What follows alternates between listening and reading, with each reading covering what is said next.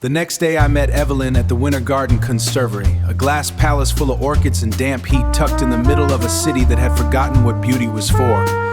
Sunlight filtered through the high panes and weak gold bars, and the leaves threw shadows across her face like secrets trying to become visible. I looked like the kind of man they use for the shadows. This is an unusual place for a meeting, I said. I thought your office needed mercy, she said. That bad? Wars. I almost smiled. Almost. We walked between a broad green leaf slick with condensation. Somewhere water dripped in a slow, patient rhythm like the room had its own pulse. Has your husband ever done anything that struck you as wrong? I asked. She gave a dry laugh. He's been out of character ever since we married. That stopped me. What do you mean?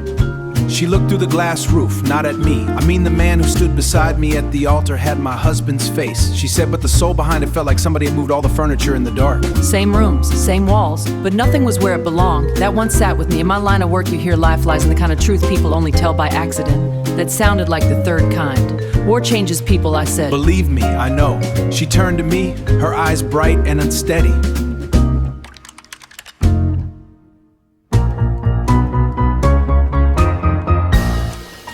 This wasn't that. He didn't walk the same. He didn't laugh the same. Didn't laugh the same. Didn't knot his tie the same way. He knew things Daniel knew, but he wore them like a thief wearing another man's watch. It fit, but it never belonged to him. A chill made its way up my spine and settled in like rent. Tell me about France, I said. She nodded. He called 3 nights ago. The line was terrible.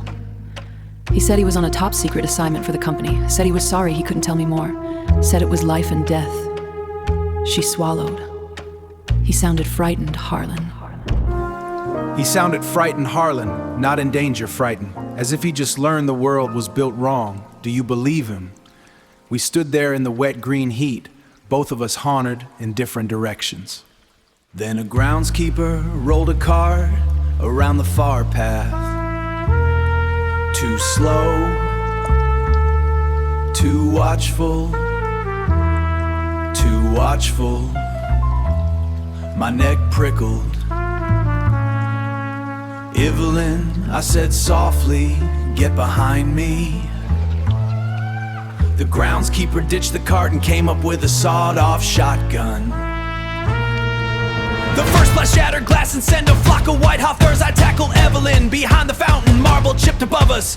Third person, the world broke wide open. The gunman vaulted the lilies, boots crushing white petals into the wet tile. Another man burst through the conservatory, side door pistol in hand. Visitors screamed and scattered between palms and fern trees. Harlan Voss rose into the smoke and flying glass with a higher precision only old soldiers possess. He fired twice. One shot cracked a pistol from the second man's hand. The other spun him into a rack of gardening tools.